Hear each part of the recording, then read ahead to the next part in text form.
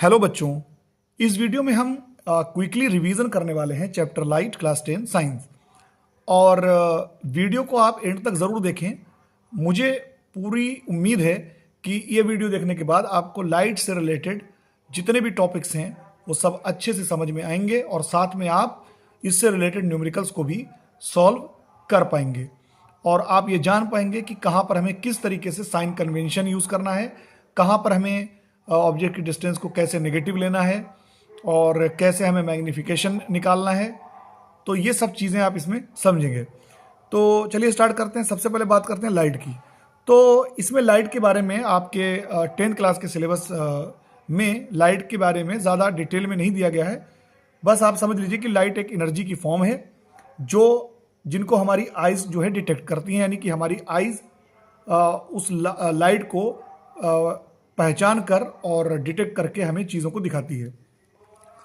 सबसे पहले हम बात करते हैं इसमें रे ऑफ लाइट की। तो रे ऑफ लाइट समझ लीजिए, क्योंकि रे ऑफ लाइट जो है इसके ज़रिए हम रे डायग्राम बनाएंगे। तो रे ऑफ लाइट का मतलब ये है कि जैसे बहुत सारी जैसे मान लीजिए कि एक हेडलाइट है, तो हेडलाइट से बहुत सारी जो कार की हेडलाइट होती है, बहुत सारी जो है लाइट निकलती हैं। तो लाइट के डायरेक्शन में यानी जिधर लाइट प्रोपेगेट हो रही है उस डायरेक्शन में आप एक लाइन ड्रॉ कर लें, वही रे ऑफ लाइट कहलाती है। और अच्छे से समझने के लिए आपने देखा होगा कि बच्चे लेज़र लाइट का यूज़ करते हैं। तो अगर आप उस लेज़र लाइट को एक तरह से रे ऑफ लाइट मान सकते हैं। अब बात करते हैं हम बीम ऑफ लाइट की। तो बीम ऑफ लाइट जो है वो होती है बंडल ऑफ लाइट, यानी कि group of bundle of rays. Bundle of rays को हम बीम ऑफ लाइट कहते हैं, या ग्रुप ऑफ रेज को भी हम जो है बीम ऑफ लाइट कह सकते हैं। ये 3 टाइप की हो सकती हैं। Parallel beam of light. तो पैरेलल बीम ऑफ लाइट जो है वो आपकी जो सूरज से आने वाली जो रेज हैं, लाइट है, उसको हम मान सकते हैं कि वो पैरेलल बीम ऑफ लाइट हैं। वहाँ पर सारी रेज एक दूसरे के पैरेलल होती हैं। दूसरा होता है कन्वर्जेंट बीम ऑफ लाइट। तो कन्वर्जेंट बीम ऑफ लाइट जो है, मान लीजिए कि हमारे पास कॉन्वेक्स लेंस है, इसको हम आगे पढ़ने वाले हैं। जैसे यहाँ पर जो रेज आ रही हैं सन रेज, तो वो आपस में पैरेलल होती हैं, यानी पैरेलल बीम ऑफ लाइट होती हैं। लेकिन कॉन्वेक्स लेंस से रिफ्रैक्ट होने के बाद ये सारी रेज जो हैं वो एक जगह पे जाके मीट हो जाती हैं, यानी कि कन्वर्ज हो जाती हैं। इसी को हम कहते हैं कन्वर्जेंट बीम ऑफ लाइट। और तीसरी है हमारी डाइवर्जेंट बीम ऑफ लाइट।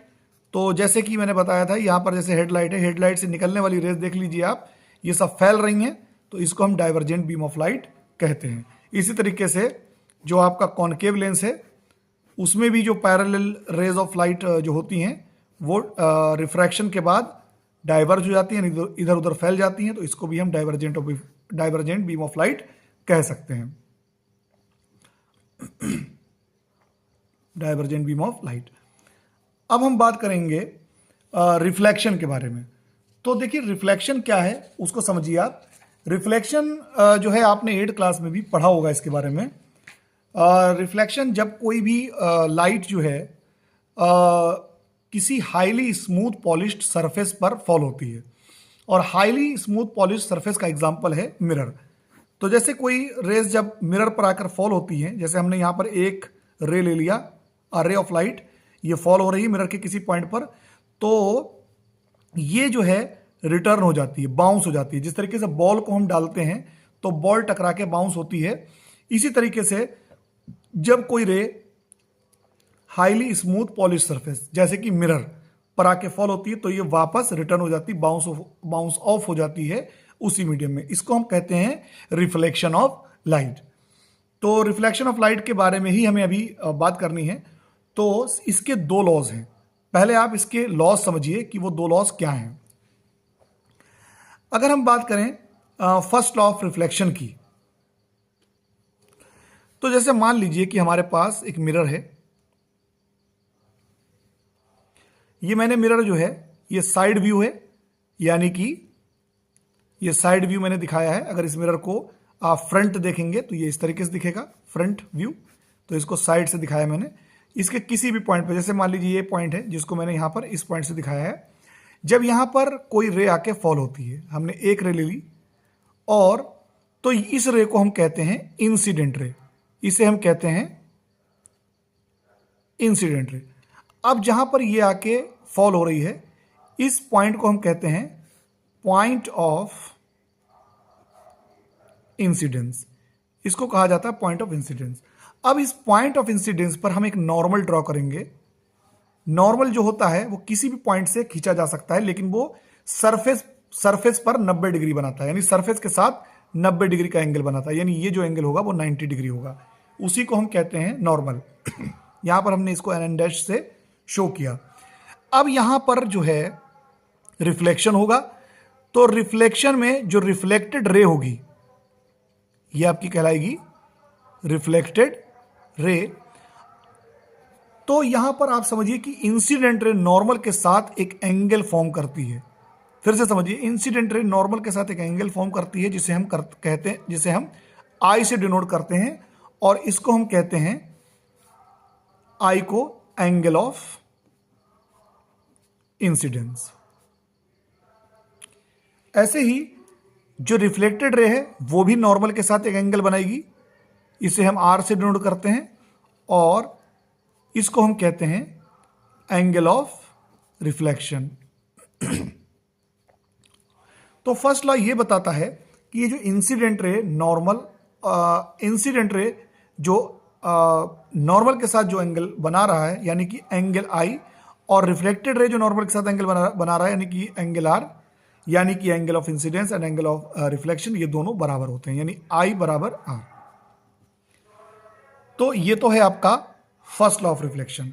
इसका ये मतलब हुआ कि अगर मिरर पर कोई रे नॉर्मली फॉल हो जाए, यानी 90 डिग्री पर फॉल हो, तो इसका मतलब है कि वो नॉर्मल के अलोंग होगी, तो यहां पर एंगल ऑफ इंसिडेंस क्या हो जाएगा, 0, तो एंगल ऑफ रिफ्लेक्शन भी 0 हो जाएगा, तो लाइट उसी पाथ पे रिटर्न हो जाएगी।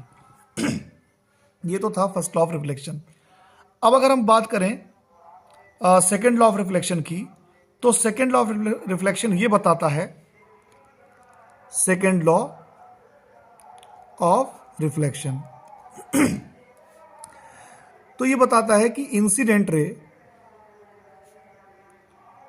Comma reflected ray and normal, ये तीनों जो हैं लाई ऑन सेम प्लेन। इसका मतलब ये हुआ कि जैसे हमारी 3 फिंगर्स हैं, इस तरीके से आप देख सकते हैं, ये जो 3 फिंगर हैं, ये 3 फिंगर कभी भी इस तरीके से नहीं हो सकती, ये एक ही प्लेन में होंगी। इसको आप समझिए, ये एक ही प्लेन में होंगी इस तरीके से, कभी इस तरीके से नहीं हो सकती। तो ये एक ही प्लेन में लाई करती हैं, तो इसको हम कहते हैं सेकेंड लॉ ऑफ रिफ्लेक्शन। अब हम बात करेंगे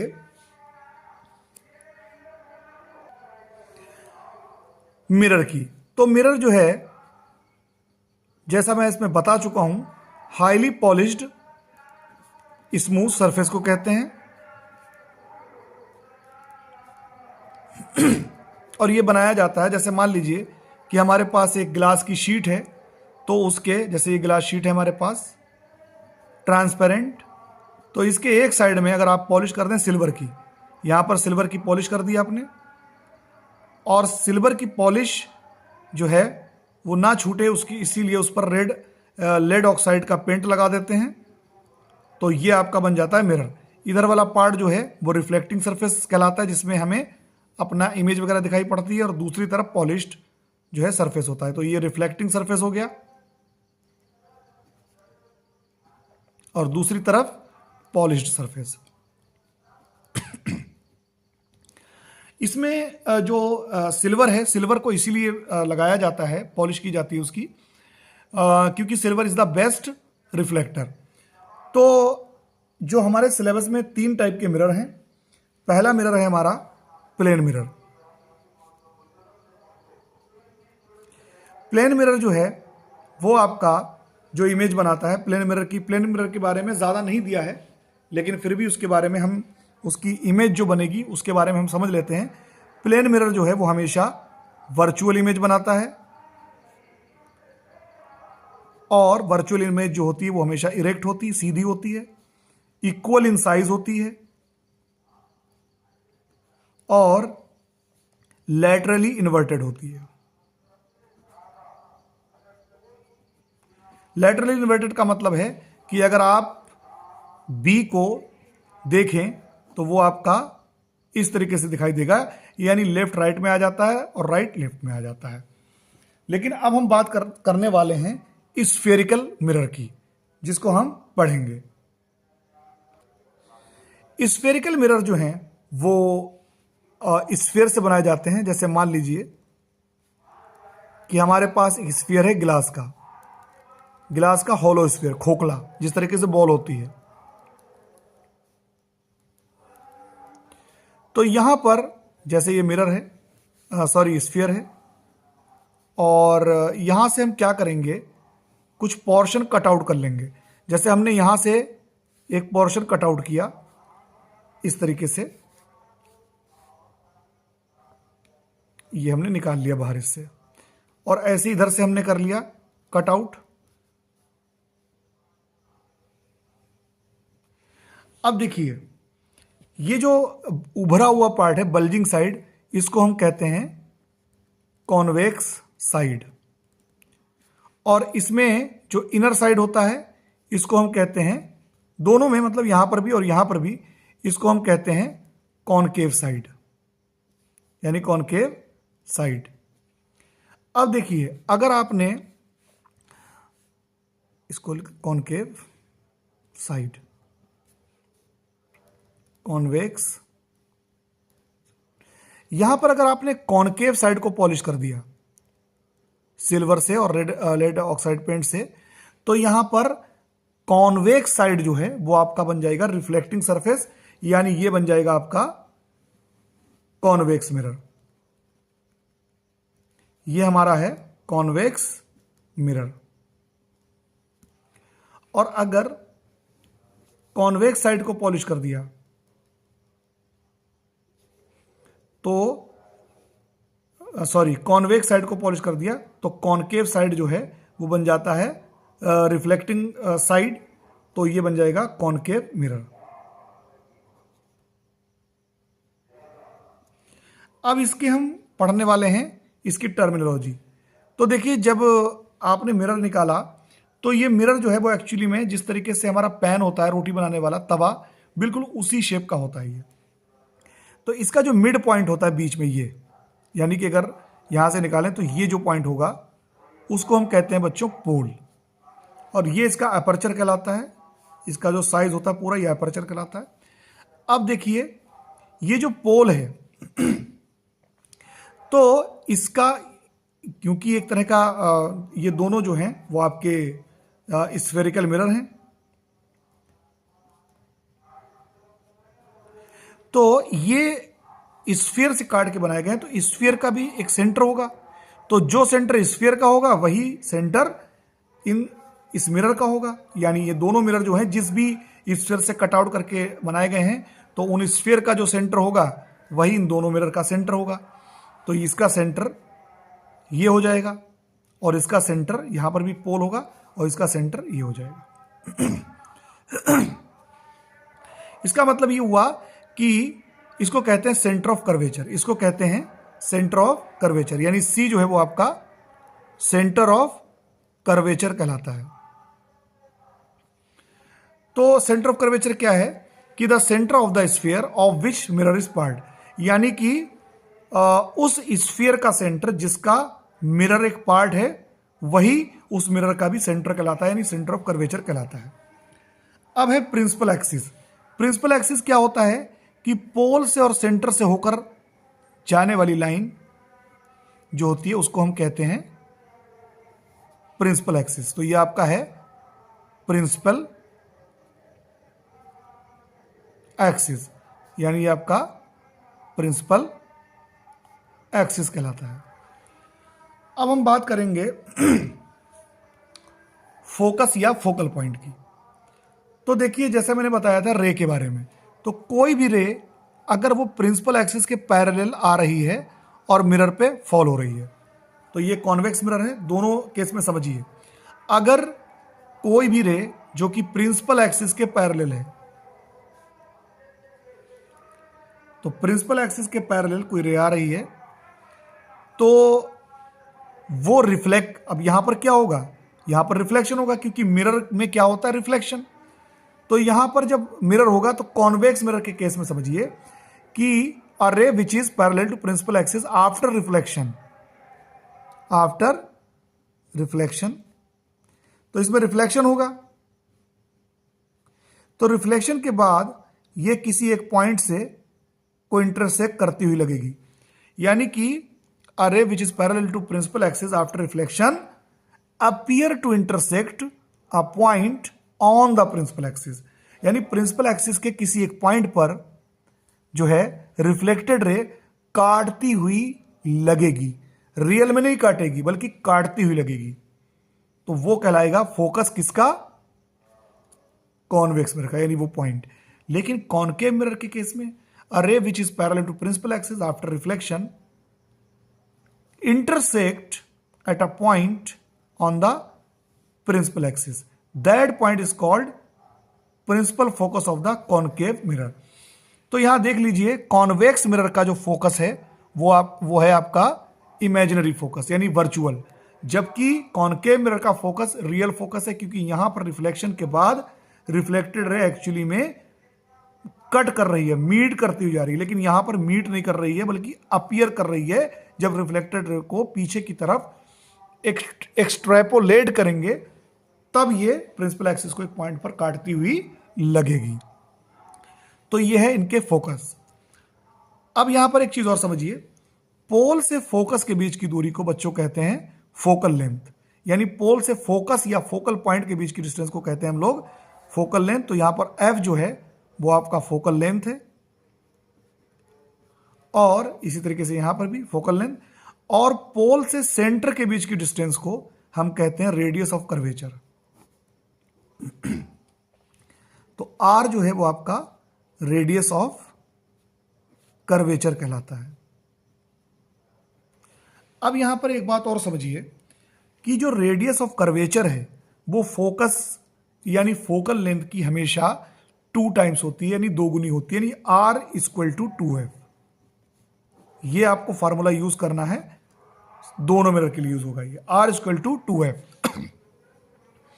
यहां पर चलते चलते एक बात और समझते चलिए कि फोकस जो होता है, सॉरी फोकल लेंथ जो होती है और रेडियस ऑफ कर्वेचर, ये दोनों अगर मिरर कॉनकेव है तो कॉनकेव मिरर और कॉन्वेक्स मिरर के लिए, कॉन्वेक्स चाहे मिरर हो और चाहे वो लेंस हो जो हम अभी आगे पढ़ेंगे, उन सभी के लिए फोकल लेंथ और रेडियस ऑफ कर्वेचर ये दोनों पॉजिटिव ली जाती हैं हमेशा। ये बात याद रखना आप, चाहे कॉन्वेक्स मिरर हो चाहे कॉन्वेक्स लेंस हो, फोकल लेंथ और रेडियस ऑफ कर्वेचर ये हमेशा पॉजिटिव लिया जाता है।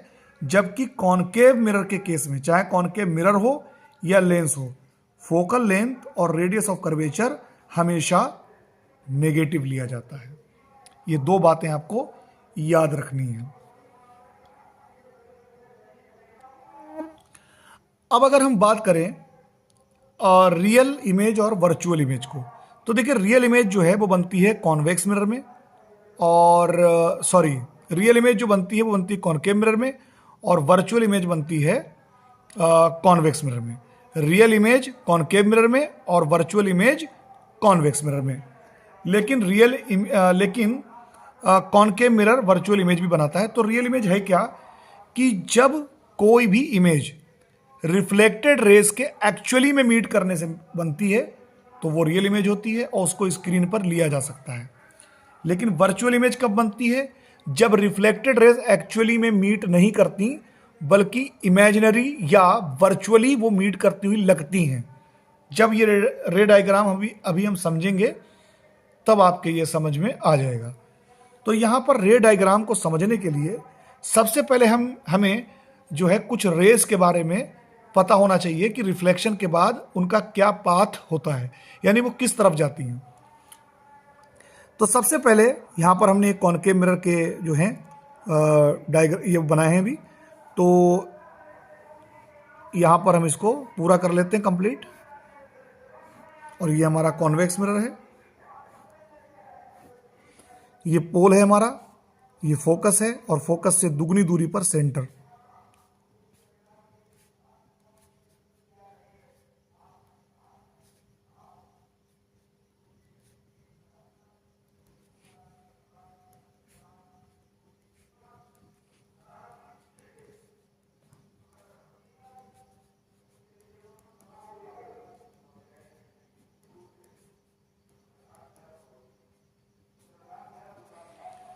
तो यहां समझिए, सबसे पहले हम जान चुके हैं कि कोई भी रे जो प्रिंसिपल एक्सिस के पैरेलल हो तो वो हमेशा कहां से होके जाती है, फोकस से। और मैं एक चीज और बता दूं आपको कि यहां पर मिरर के किसी भी पॉइंट पर अगर आप नॉर्मल ड्रा करेंगे तो वो हमेशा सेंटर से होकर जाता है, ये बात याद रखना। फिलहाल पहली रे जो हमने ली है, अगर प्रिंसिपल एक्सिस के पैरेलल रे है तो वो रिफ्लेक्शन के बाद हमेशा फोकस से होकर जाता है कॉनकेव मिरर के केस में। जबकि कॉन्वेक्स मिरर के केस में प्रिंसिपल एक्सिस के पैरेलल रे जो है वो हमेशा फोकस से आती हुई लगती है, यानी अपीयर होती है। दूसरी रे, अगर कोई रे ऐसी डालें जो फोकस से होकर जाए, यानी कि इंसिडेंट रे है जो फोकस से जा रही है, तो जब वो मिरर पे टकराएगी कॉनकेव के तो वो प्रिंसिपल एक्सिस के पैरेलल हो जाती है, यानी हम कह सकते हैं कि इसके अपोजिट है। ऐसे ही कॉन्वेक्स मिरर के केस में अगर फोकस की तरफ हम कोई रे डालें, फोकस की तरफ, फोकस से होकर नहीं जाती, फोकस की तरफ, तो ये रिफ्लेक्शन के बाद प्रिंसिपल एक्सिस के पैरेलल हो जाती है। ऐसे ही तीसरे केस में अगर कोई रे सेंटर से होकर जा रही है तो ये रे रिफ्लेक्शन के बाद उसी पाथ पे रिटर्न हो जाती है। इसका रीजन क्या है? इसका रीजन ये है कि मैंने जैसा कि बताया कि मिरर के किसी भी पॉइंट पर जो नॉर्मल अगर हम ड्रॉ करें तो वो हमेशा सेंटर से होकर जाता है। तो अगर नॉर्मल के अलोंग कोई रे आएगी तो उसका एंगल ऑफ इंसिडेंस होगा 0, तो एंगल ऑफ रिफ्लेक्शन भी क्या हो जाएगा, 0, इसीलिए वो उसी पाथ पर रिटर्न हो जाती है। ऐसे ही कॉन्वेक्स मिरर के केस में भी देख लीजिए, सेंटर की तरफ अगर कोई रे आ रही है तो वो उसी पाथ पे रिटर्न हो जाएगी। इसी तरीके से अगर पोल पे डाल दें तो पोल पर यहां पर ये जो प्रिंसिपल एक्सिस है, तो प्रिंसिपल एक्सिस एक तरह का नॉर्मल भी है क्योंकि सेंटर से होकर जा ही रही है, तो ये रे जितना एंगल इधर होगा इतनी एंगल बनाती हुई चली जाएगी। ऐसे ही कॉन्वेक्स मिरर के केस में भी ऐसे होगा। तो ये हमारे कुछ रेस थी जिनका पाथ ऑफ रिफ्लेक्शन हमें मालूम है। तो रे डायग्राम बनाने के लिए हमें एटलीस्ट 2 रेस की जरूरत होती है। तो अब हम पढ़ने वाले हैं रे डायग्राम कॉनकेव मिरर के, उसके बाद कॉन्वेक्स मिरर के पढ़ेंगे। अब हम इसमें रे डायग्राम पढ़ने वाले हैं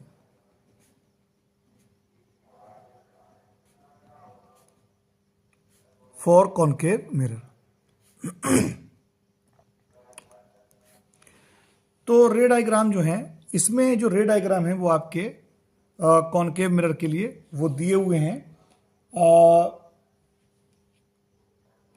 6। तो इसमें जो पहला रे डायग्राम है वो है when the object is at infinity. पहला, जब ऑब्जेक्ट इन्फिनिटी पर हो। तो इसके लिए समझिए जरा,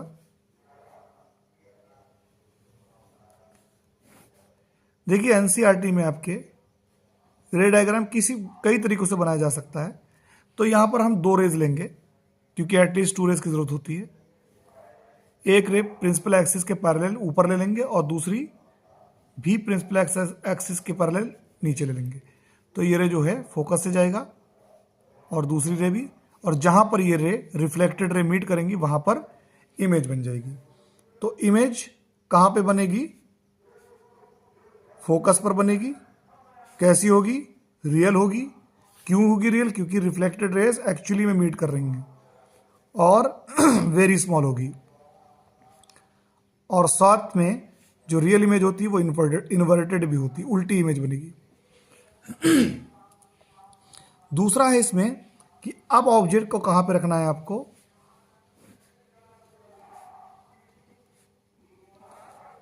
सेंटर से थोड़ा सा दूर। तो जब आप सेंटर से थोड़ा सा दूर रखेंगे तो यहां पर एक रे लेंगे आप प्रिंसिपल एक्सिस के पैरेलल, जो आपकी फोकस से जाएगी, और दूसरी रे आप लेंगे फोकस से। तो ये आपकी मीट करेगी फोकस और सेंटर के बीच में। इसको सही बनाने का तरीका ये है कि आप एक सर्किल बना लें, और सर्किल बना के फिर एक पार्ट ले लें उसका, और उसके बाद एक मिड पॉइंट उसका लें, और मिड पॉइंट से 90 डिग्री की एक लाइन खींचें, और उससे एक डिस्टेंस मान लें। जो सेंटर, पहले तो आप सर्किल बनाएंगे, उसका एक सेंटर लेंगे, और सेंटर के बाद फिर एक मिड पॉइंट लेंगे उस पोर्शन का, और वहाँ से सेंटर को उसको पोल मान लेंगे और सेंटर को जोड़ देंगे। हाफ डिस्टेंस को फोकस मान लेंगे। उसके बाद अगर आप रे डायग्राम बनाएंगे तो आपका बिल्कुल एग्जैक्ट आएगा। इसके बारे में मैं आपको बता दूंगा, एक छोटा सा वीडियो बना दूंगा। तो दूसरा है कि जब ऑब्जेक्ट प्लेस्ड बियॉन्ड सेंटर, यानी ऑब्जेक्ट जो है इस प्लेस बियॉन्ड सेंटर। तो जब बियॉन्ड सेंटर रखा है तो इमेज कहाँ बन रही है, देख लीजिए। इमेज जो बनेगी वो बनेगी बिटवीन सी एंड एफ, यानी centre of curvature of focal length. दूसरा इमेज कैसी होगी, रियल, इन्वर्टेड एंड स्मॉल। इस केस में वेरी स्मॉल, यहां पर स्मॉल। तीसरा जो है, अब हम ऑब्जेक्ट को रखेंगे सेंटर पर। यह बहुत ही इंपॉर्टेंट पॉइंट है। यहां पर जब हम सेंटर पर रखेंगे ऑब्जेक्ट, रे डायग्राम हमारे एक जैसे ही बनेंगे यहां पर सब में। तो यहां पर हम सेंटर पे रख देंगे ऑब्जेक्ट को। तो एक रे लेंगे प्रिंसिपल एक्सिस के पैरेलल जो फोकस से जाएगी, और दूसरी रे हम फोकस से ले लेंगे जो हमारी पैरेलल हो जाएगी। तो यहां पर मीट कर रही है। तो जहां पर ये यानी कि इस केस में अगर ऑब्जेक्ट सेंटर पे रखा है तो इमेज भी सेंटर पे बनेगी, और इस केस में जो इमेज होगी वो आपकी रियल तो होगी, क्योंकि रिफ्लेक्टेड रेस के एक्चुअली में मीट करने से बन रही है, और रियल इमेज इन्वर्टेड होती है, और इक्वल इन साइज होगी, इक्वल इन साइज। अच्छा, अब इसमें जो है फोर्थ पार्ट है वो समझिए आप। अब ऑब्जेक्ट को कहां पे रखना है, बिटवीन फोकस एंड सेंटर। तो इसके लिए यहां पर हम बना लेते हैं इसे।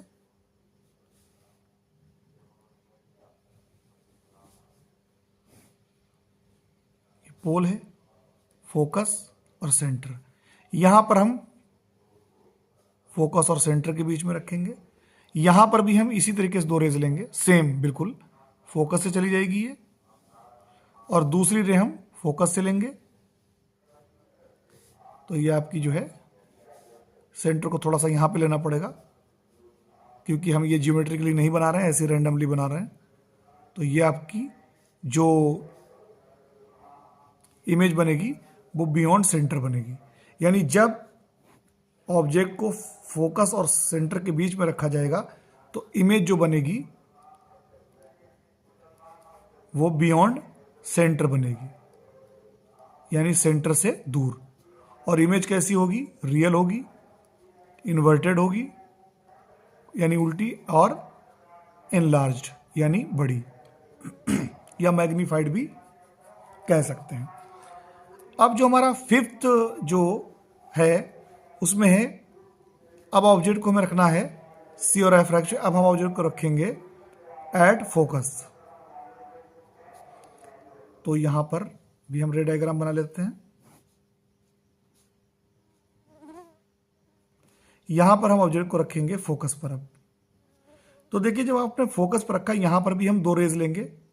पहली रे प्रिंसिपल एक्सिस के पैरेलल जो कि फोकस से जाएगी, और दूसरी रे, अब हम यहां पर जो सेकेंड रे डालेंगे वो डालेंगे नॉर्मली। तो जैसे मैंने आपको बताया था कि अगर हम नॉर्मली किसी चीज को डालें मिरर पर तो उसका नॉर्मल कहां से गुजरता है, सेंटर से। तो इसका मतलब यहां पर एंगल ऑफ इंसिडेंस जीरो हो जाएगा, तो एंगल ऑफ रिफ्लेक्शन भी जीरो हो जाएगा। तो ये रे वापस पलट जाएगी किससे, सी की तरफ। अब ये रे जो हैं वो कहीं देख लीजिए बिल्कुल पैरेलल हैं, तो ये मीट करेंगी जाके इन्फिनिटी पर, यानी इमेज कहां पे बनेगी, इमेज बनेगी इन्फिनिटी पर। और इमेज कैसी होगी इस केस में, real, inverted and very large. इस पर एक क्वेश्चन भी आता है कि हेडलाइट जो होती है गाड़ी की, वहां पर जो है जो बल्ब होता है हेडलाइट का, उसे फोकस पर रखा जाता है और पीछे उसके कॉनकेव मिरर लगा दिया जाता है, ताकि उस बल्ब से निकलने वाली हर एक लाइट की रेज इन्फिनिटी पर जाकर फोकस करें, यानी कि वो इन्फिनिटी तक पहुंचती हैं रेज। इसीलिए हेडलाइट में जो बल्ब वगैरह है वो फोकस पर रखा जाता है। अब जो लास्ट वाली इमेज है वो बहुत इंपॉर्टेंट है, उसको आप समझिए जरा। अब जो लास्ट वाली इमेज है उसमें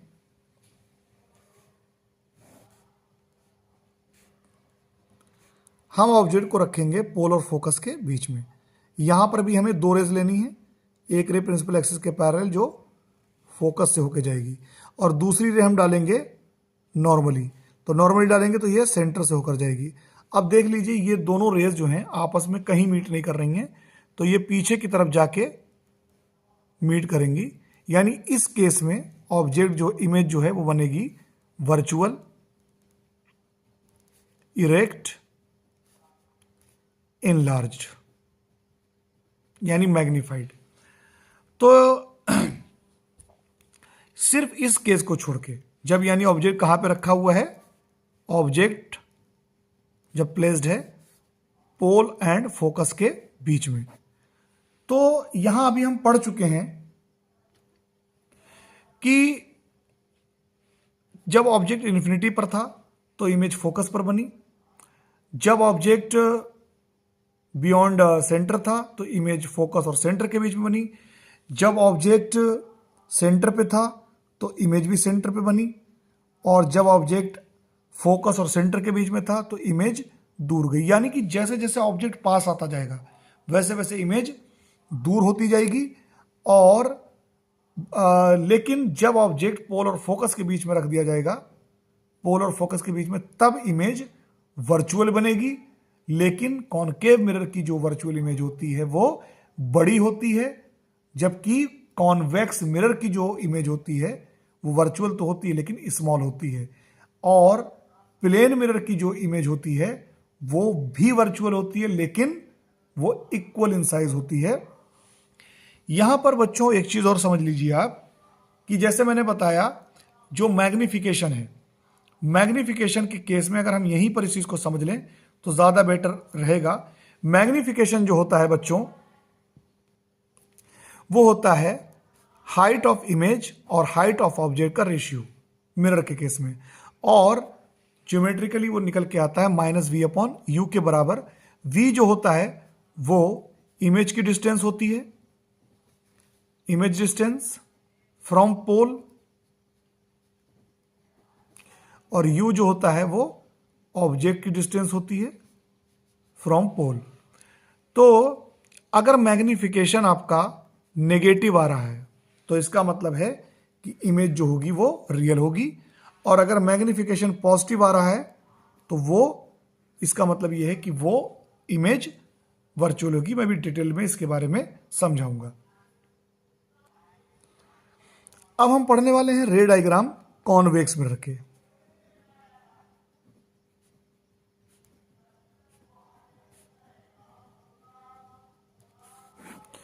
तो रे डायग्राम जो कॉन्वेक्स मिरर के हैं, कॉन्वेक्स मिरर जो है, सबसे पहली बात यहां पर समझिए, convex mirror always form virtual but, यानी virtual erect but small image.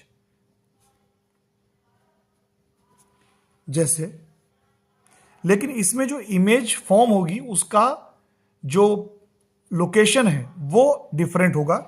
तो दो केस हैं इसमें। पहला केस है जब ऑब्जेक्ट इन्फिनिटी पर हो। तो जब ऑब्जेक्ट इन्फिनिटी पर होता है तो वहां से रेज जो आती हैं वो पैरेलल होती हैं आपस में, तो दो रेज लेंगे, जो कि प्रिंसिपल एक्सिस के पैरेलल हैं और आपस में भी पैरेलल हैं, तो ये रिफ्लेक्ट होकर फोकस से आती हुई लगेंगी और फोकस पर इमेज बनेगी। इमेज फॉर्म होगी फोकस पर, कैसी होगी? वर्चुअल, और वर्चुअल इमेज इरेक्ट होती है और स्मॉल या वेरी स्मॉल कह सकते हैं, पॉइंट लाइक। दूसरे केस में अब ऑब्जेक्ट आप कहीं पर भी रख दें, चाहे यहां रख दें, यहां रख दें, मैं यहां पर ले लेता हूं, तो एक रे प्रिंसिपल एक्सिस के पैरेलल, तो ये रे फोकस से आती हुई लगेगी। दूसरी रे हम लेंगे, ये पोल है हमारा, दूसरी रे हम लेंगे सेंटर की तरफ, तो ये वापस आ जाएगी। तो ये देख लीजिए रेज जो हैं वो कहां पर मीट कर रही हैं, मीट करती हुई लग रही हैं, पोल और फोकस के बीच में। तो ये आपकी इमेज बन जाएगी। यानी बाकी केस में जो है जो इमेज बनेगी जो कॉन्वेक्स मिरर जो इमेज बनाएगा वो पोल और फोकस के बीच में बनाएगा, और इमेज कैसी होगी? वर्चुअल होगी, क्योंकि वर्चुअल हमेशा ही बनाता है, इरेक्ट एंड स्मॉल। तो यहां समझ लीजिए, देख लीजिए, कॉनकेव मिरर जब कोई ऑब्जेक्ट पोल और फोकस के बीच में हो तो इमेज बन रही है इनलार्ज्ड, बन वर्चुअल रही है इरेक्ट, लेकिन इनलार्ज बन रही है। लेकिन इन केस में यानी कॉन्वेक्स मिरर के केस में वर्चुअल इमेज हमेशा बनेगी लेकिन स्मॉल बनेगी। बच्चों, ये एक वीडियो में कवर नहीं हो पाएगा और वीडियो काफ़ी लेंथी हो जाएगा, तो मैं अगले वीडियो में इसके न्यूमेरिकल्स और बाकी जो मिरर फार्मूला और मैग्नीफिकेशन समझाऊंगा, और फिर 2 वीडियो में और बनाऊंगा जिसमें मैं